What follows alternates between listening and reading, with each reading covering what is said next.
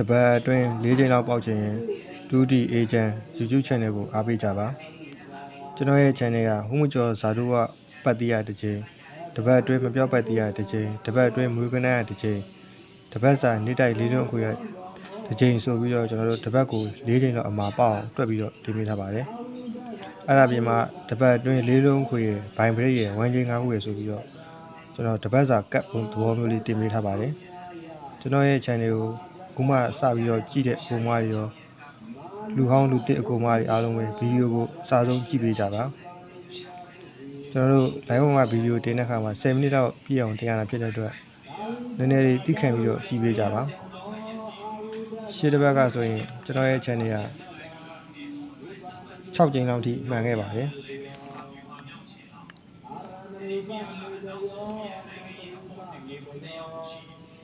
ရှေ့ဘက်ကကျွန်တော်6ပတ်တီးတင်ပေးခဲ့တာအောင်ခဲ့ပါတယ်ရှေ့ဘက်ကကျွန်တော်6ပတ်တီးရတစ်ချိန်3မှာတစ်ချိန်ဒီ4 5 6ခုမှာတစ်ချိန်3ပိုင်း3ပြိတ်မှာတစ်ချိန်ကျွန်တော်6ခုမှာတစ်ချိန်ဆိုပြီးတော့အောင်ခဲ့ပါတယ်သို့တော့ဆရာအနေနဲ့2ရက်တည်းရှိတာဖြစ်တဲ့အတွက်ဆရာအနေနဲ့2ရက်အတွင်းပတ်တီး6ပတ်တီးတင်ပေးခဲ့တာအစနေ့မှာပဲအောင်ခဲ့ပါတယ်channel ကိုအားပေးတဲ့အကူအမတွေအနေနဲ့ဖုန်းသုံးနေနဲ့ကျွန်တော်ရဲ့ဗီဒီယိုလေးပေါ်လာခဲ့လို့ရှိရင်ဒီဘက်ဘေးနားလက်မလေးကိုနှိပ်ပြီးအားပေးကြပါဘေးနားခေါင်းလောင်းလေးကိုလည်းနှိပ်ပြီးတော့အားပေးကြပါ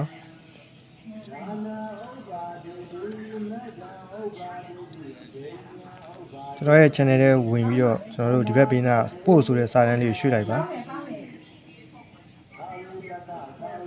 ပို့ဆိုတဲ့စာတန်းလေးရွှေ့ပြီးတော့ကျွန်တော်တို့ဒီအောက်မှာဆွဲထုတ်လို့ရှိရင်ကျွန်တော်တို့ရှေ့ဘက်ကကျွန်တော်2D Agent 29ရက်12လ2025မှာ30ရက်12လ2025အထိ2ရက်အတွင်းပတ်တီးဆိုပြီးတော့ကျွန်တော်6ပတ်တီးစာရေးပြီးတော့တင်ပေးခဲ့တာအောင်ခဲ့ပါတယ်ရှေ့တစ်ဘက်ကတော့ကျွန်တော်အနေနဲ့2ရက်တည်းဖွင့်တာဖြစ်တဲ့အတွက်ဗီဒီယိုတော့မတင်ပေးဖြစ်ခဲ့ပါဘူးသို့တော့ကျွန်တော်အနေနဲ့ဇာတို့ပတ်တီးတစ်လုံးကိုပဲ2ရက်အတွင်းပတ်တီးချပေးခဲ့တာအောင်ခဲ့ပါတယ်ဒီဘက်မှာလည်းကျွန်တော်ရဲ့ channel ကိုအားပေးတဲ့လူတစ်တွေရောလူဟောင်းတွေရောလိုက်ပြီးတော့ထိုးပေးကြပါယခုဘက်အတွက်9ရက်တလ2026မှ9ရက်တလ2026အထိဥမှုကျော်ဇာတို့ပတ်တီးကတော့1ပတ်တီးဖြစ်ပါတယ် main ပတ်တီးအနေနဲ့1ပတ်တီးဖြစ်ပါတယ်ဆရာအနေနဲ့1ပတ်တီးကိုပို့ပြီးတော့ကြိုက်ပါတယ်တပတ်အတွင်းမပြောက်ပတ်တီးကိုပြောပြပေးပါမယ်တပတ်အတွင်းမပြောက်ပတ်တီးက2ပတ်တီးဖြစ်ပါတယ်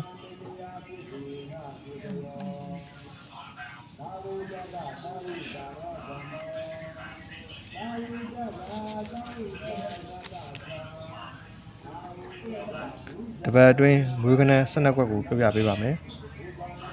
ရှေ့ဘက်တွေကတော့မွေးကနန်းတွေကနေပြီးတော့3ခွက်လောက်ထိတော့ထွက်တာများပါတယ်ဆရာကတော့တစ်ချိန်အနေနဲ့ပဲထိုးတာဖြစ်ပါတယ်3ခွန်6ကို9နှစ်ခွန်ကို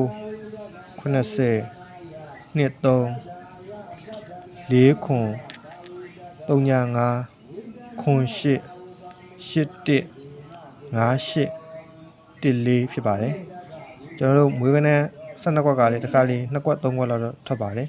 ဆရာကတော့အကျဉ်းရင်းနဲ့ယူတာဖြစ်တဲ့အတွက်တစ်ခွက်ထွက်တာနဲ့ဆက်ပြီးတော့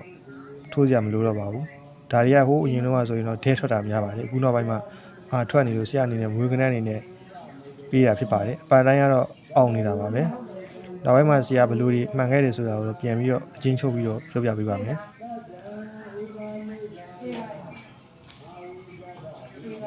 တပတ်အတွင်း၄လုံးအခွေလေးကိုပြောပြပေးပါမယ်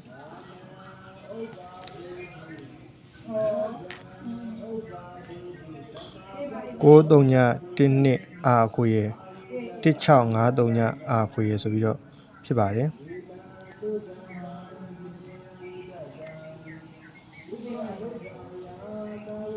တပတ်အတွင်းဘိုင်ဘရိတ်ကိုပြောပြပေးပါမယ်ဆရာရဲ့ဘိုင်ဘရိတ်လေးကတော့9ဘိုင်9ဘရိတ်ဖြစ်ပါတယ်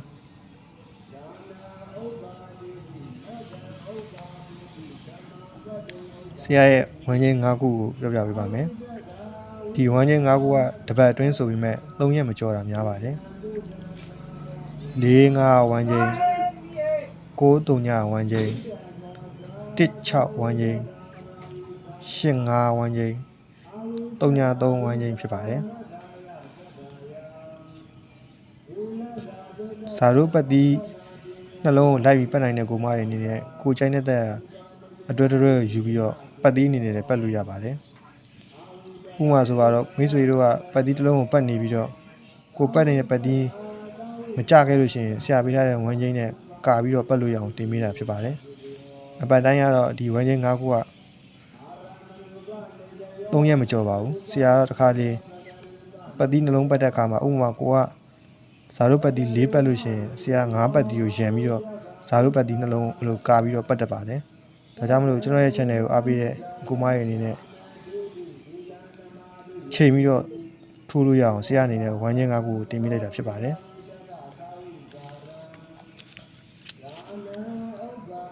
ဆရာကျွန်တော်ရဲ့ channel ကဇာတုပတ်သီးရတစ်ချိန်မပြောပတ်သီးရတစ်ချိန်မွေးကနန်း12ခွက်ကတစ်ချိန်ရယ်တပတ်စာနေ့တိုင်း၄လုံးခွေရတစ်ချိန်ရယ်ဆိုပြီးတော့တပတ်အတွင်း၄ချိန်အမှာဆိုပြီးတော့တင်ပေးခဲ့တာဖြစ်ပါတယ်အပတ်တိုင်းတော့အောင်ခဲ့ပါတယ်ယခုဘက်မှာလည်းကျွန်တော်ရဲ့ channel ကိုအားပေးတဲ့ကိုမရဲ့အနေနဲ့ရုံကြီးနဲ့လိုက်ပြီးတော့ထိုးပေးကြပါအဲ့ဒါပြင်ဆရာရဲ့အနေနဲ့ဒီဘိုင်ဘရိတ်တွေကလည်းဆရာအနေနဲ့ဘိုင်ဘရိတ်ကလည်းအနေနဲ့ဆရာအနေနဲ့အပတ်တိုင်းအောင်တာများပါတယ်ဒီဘက်မှာတော့9ဘိုင်9ဘရိတ်ထုတ်ပေးထားပါတယ်9ဘိုင်ကကြဖို့ရန်ကုန်လုံးများပါတယ်၄လုံးခွေရဆိုပြီးတော့ရှိပါတယ်တပတ်စာနေ့တိုင်းအခွေလေးကိုပြောပြပေးပါမယ်တနင်္လာနေ့မှာတော့1 2 3 8အခွေဖြစ်ပါတယ်တင်းနာနေမနေ့ပိုင်းမှာ1 2 3 8ကိုခွေထိုးပြီးတော့ညနေပိုင်းမှာလည်း1 2 3 8ကိုခွေပြီးတော့ထိုးအောင်ဖြစ်ပါတယ်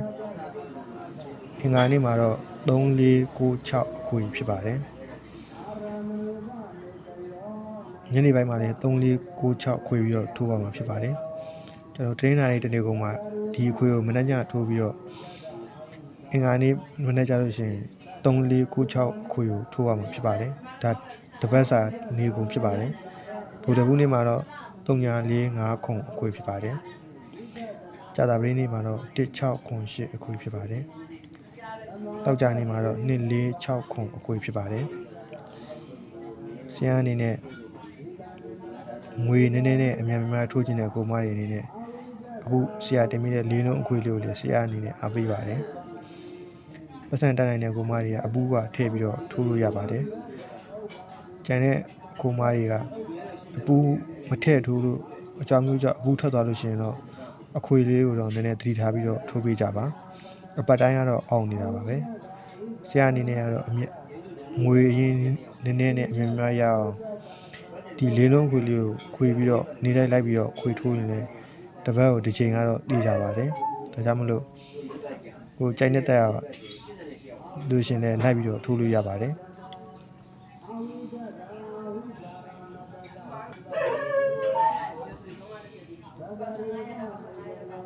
ဆရာရဲ့ channel ကတပတ်ကို4ချိန်ဆိုပြီးတော့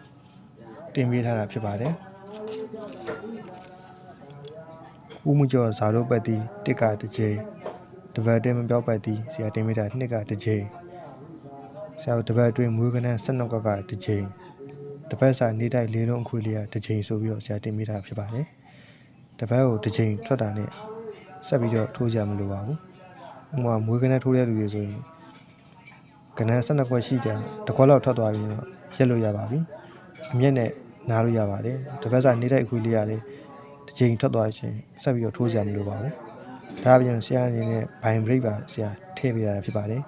ဘိုင်ဘရိတ်လေးကတော့ကောင်းပါတယ်ဝမ်းချင်း၅ခုကလည်း3ရက်မကျော်ဘူးကုန်တာများပါတယ်၄လုံးခွေလေးတဲ့ဆရာတင်ပေးထားပါတယ်ဆရာရဲ့တပတ်စာကတ်ကလေးကအပတ်တိုင်းအောင်တာများပါတယ်အရင်ဘက်တည်းကဆရာဘယ်လိုမှန်ခဲ့တယ်ဆိုတော့နည်းနည်းလေးအချင်းချုပ်ပြီးတော့ပြောပြပေးပါမယ်ရှေ့ဘက်ကဆရာအကြောင်းမျိုးကြောင့်လိုင်းမတင်ပြခဲ့ပါဘူးဒါပေမဲ့ဆရာရေးထားတဲ့ကဏ္ဍလေးတွေမှန်တယ်ဆိုတဲ့အကြောင်းကိုပြောပြပေးပါမယ်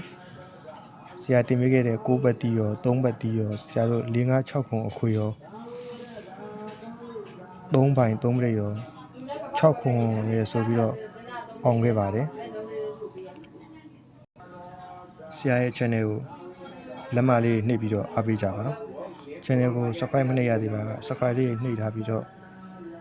အားပေးကြပါအသက်ကမြင်တိုင်းသိရှိအောင်ဘေးကခေါင်းလောင်းလေးတွေနှိပ်ပြီးတော့အားပေးကြပါရှေ့ဘက်ကတော့ဆရာအနေနဲ့ဗီဒီယိုမတင်ဖြစ်ခဲ့ပါဘူး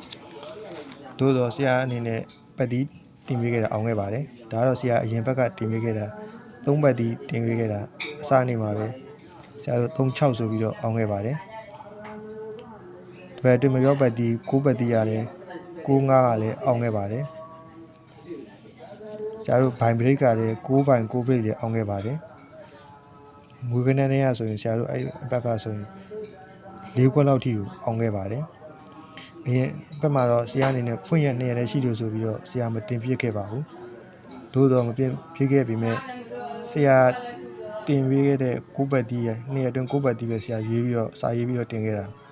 အစနေမှာပဲအောင်39စနေနဲ့အောင်ခဲ့ပါတယ်ဆရာရဲ့ channel ဟိုအားပေးတဲ့အကူမတွေလူသစ်တွေရောလူဟောင်းတွေရောဆရာတင်မင်းတဲ့တပတ်စာကတ်ကိုရုံကြီးနဲ့လိုက်ပြီးတော့ထိုးလို့ရပါတယ်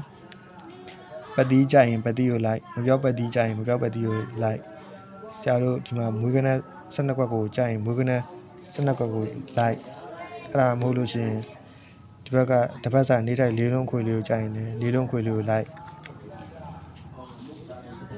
ပြီးရင်ဆရာတို့ဒီမှာ9ဖိုင်9ပရိတ်တွေကောင်းပါတယ်ခွေလေးတွေလည်းကောင်းပါတယ်ဝမ်းချင်း9ခုကလည်းဆရာတို့တပတ်မကြော်ပါဘူးအောင်တာများပါတယ်ဒါကြောင့်မလို့ကျွန်တော်ရဲ့ channel ကိုကြည့်တဲ့အကူမတွေအနေနဲ့ကနန်းအကုန်လိုက်ပြီးတော့ထိုးစရာမလိုပါဘူးကိုကြိုက်တဲ့ရောက်ပဲကိုထိုးပါပတ်တီးကြိုက်တဲ့သူကပတ်တီးလိုက်မွေးကနန်းကြိုက်တဲ့သူကမွေးကနန်းလိုက်ထိုးကြပါကျွန်တော်တင်ပေးတဲ့ကနန်းတွေအကုန်မှန်တယ်ဆိုပြီးတော့ကနန်းအကုန်လိုက်ပြီးတော့မထိုးကြပါနဲ့ကိုကြိုက်တဲ့ရောက်ကိုအောင်ယူပြီးတော့ထိုးကြပါကျွန်တော်ရဲ့ 2D agent ကိုအားပေးတဲ့လူတစ်တွေရောလူဟောင်းတွေရောနှစ်တင်မှာငွေများရကြပါစေလို့ဆရာအနေနဲ့ဆုတောင်းပေးလိုက်ပါတယ်ဒီဘက်မှာလည်းဆရာရဲ့ကဏ္ဍတွေအကုန်လုံးအောင်မြင်မယ်ဆိုလို့